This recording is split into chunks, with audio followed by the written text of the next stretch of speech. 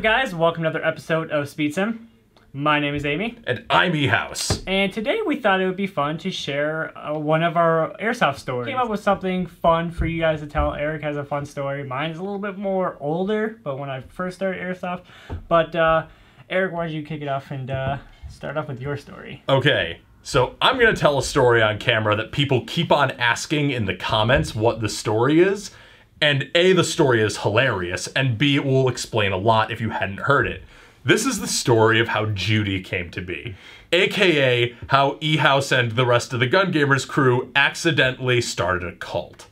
So we are on PSN one night because we're frequently gaming together. I think Amy was in the chat and so was Kyle. And Kyle and I were discussing a game we were going to be running, and we couldn't get anyone to fill the role of being a hostage. So we had had a few drinks at this point, and we decided that we would use a blow-up doll. Blow-up dolls with holes, fun fact, cost more than the gag gift blow-up dolls without holes. So as a result, we went with the $13 cheapest gag gift blow-up doll we could find, named Judy. That's her legit name. That is the name of the product on Amazon. Prime shipping too, free 2-day shipping, which was great because the event was that weekend. So we buy this blow-up doll and we throw a shirt on it and we bring it out for the game. And Judy is a hit. Everyone thinks that the hostage being a blow-up doll is hilarious. So naturally after that, we use her again. At the second outing, we discover that a $13 blow-up doll isn't quite durable enough for airsoft uses. And somehow, at some point late in the game, we get the idea of decapitating her. For some reason, after that, we held onto her head. And then we started hiding her head places, like we would, gag each other with it a little bit. And then I brought the head out to the Wildlands game we ran this year, and in much the same vein as Santa Muerte in the Ghost Recon Wildlands video game, I used Judy as the religious icon for the cartel. And that just idea came to me spur of the moment to start doing that. And it was ridiculously funny, and everyone enjoyed it. People who have gone to Hunters Creek games ever since have all come to expect Judy, and River City, because now they know about it. So Judy just started spreading in the Western New York area, and shortly after that, we went to Bad Blood. When we went to Bad Blood, we were at a bar the night before, as we usually are for airsoft games. Typical for gun gamers. Typical for gun gamers. And we were debating, do we break out Judy? And the answer was, of course, yes. Obviously. This is the part of the story that just gets out of hand. We were at Bad Blood, and I had not broken out the head of Judy yet. I had not shown anyone except the Gun Gamers crew Judy. And I just start yelling, "Praise Judy," as I'm the CO of the black shirts, and the whole command squad is just echoing my chant. And I'm like, that's our war cry, praise Judy! And I get the whole team to yell praise Judy, 200 people. And then everyone wants to know who Judy is. And I break out the head. And it spiraled downhill from there. Because throughout the event, for the rest of Bad Blood, we had people from other teams yelling praise Judy. It just got ridiculous.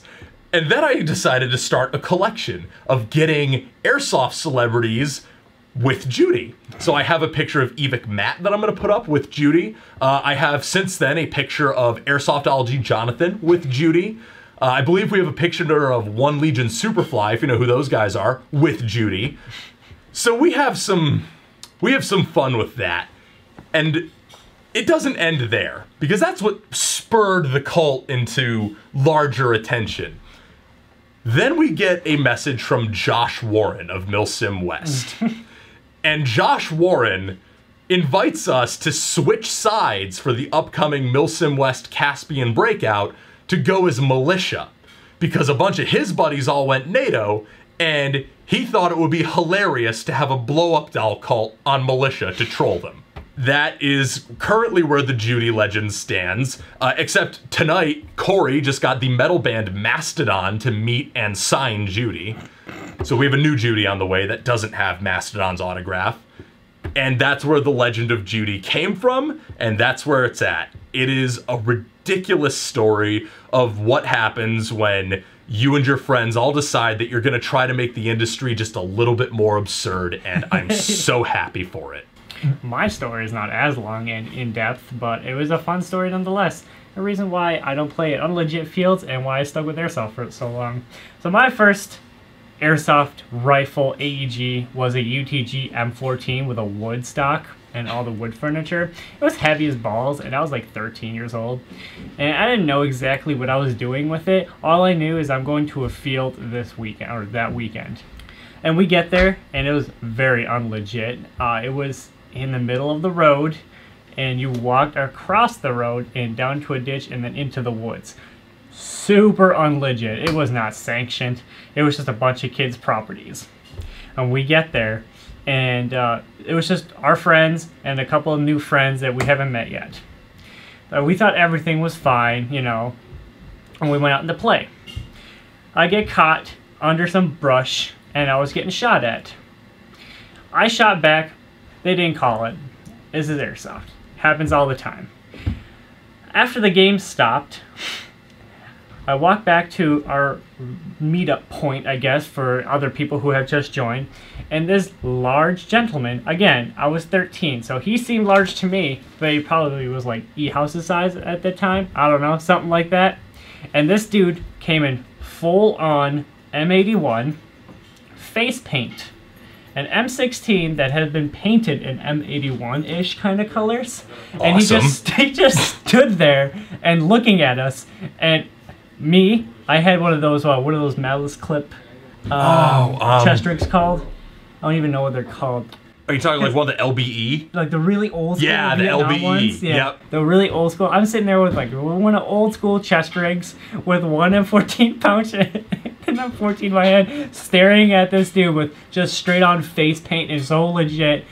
And I was scared to death because I didn't know who this dude was, because that looked scary because he had a suppressor. He had like all the bells and whistles, but that back then when the M16 people had the rail inside the carry handle and had a Yep. aim point Q3 stuck on top of it. It was super old school, and I'm looking at him, I'm like, this is why I love this sport, but I'm scared shitless because I don't want to play against him because it's so legit. I was like, oh god, I don't know what to do with myself because I had a shitty M14. Let's put it that way, because the Hoppa barely worked. Those UTG M14s were not very good. No, they were not. And that was my story of an old school, back in the day, unlegit Airsoft story. And that was that the first time you played? At an Airsoft field. But a not legit field. But not legit field, because at that time we didn't know there was legit Airsoft field. Yeah, you didn't know that was a thing. No, again, we were like 13. And this was so long ago. I'm 26 now, for those of you who are wondering. It was a very, very long time ago. And that was, really fun and really scary all at the same time. I like that story a lot, because I still remember to this day. It was really dark in the woods. I hit face paint on. Like Rambo. It was really scary. Did he have the survival knife with the saw back? Ready to make some punji pits? At some point, I'm pretty sure he had it. I wouldn't know because I was 13. I was scared shitless as a tall ass dude standing in front of me. I'm like, oh god. To be fair, I've intimidated some people in my day. Garrett was scared of me the first time he met me. Same here. I remember when I first met you, and you continually told me that you hated Glock so much, and it was a little scary and intimidating when a huge man comes and tells you that he hates Glock, and you have like 3 of them. It wasn't even intentional. I was expressing my displeasure with the finger grooves, but it's You have one now. I have one now that I filed the finger grooves off of. Right. Alright guys, if you enjoyed these stories and you want to hear more of them, please like this video, leave a comment, and thank you for watching. Again, my name is Amy. And I'm E-House. And thanks for watching, and we'll catch you in the next one. Peace. Got hair gel on my hands, so my phone doesn't want to respond to anything I do, because I gotta look pretty for the camera. Okay. Well, never again. I don't know. Well, shut up. You of all people have no right to judge me. You're right. Goddamn right. Goddamn right. All right.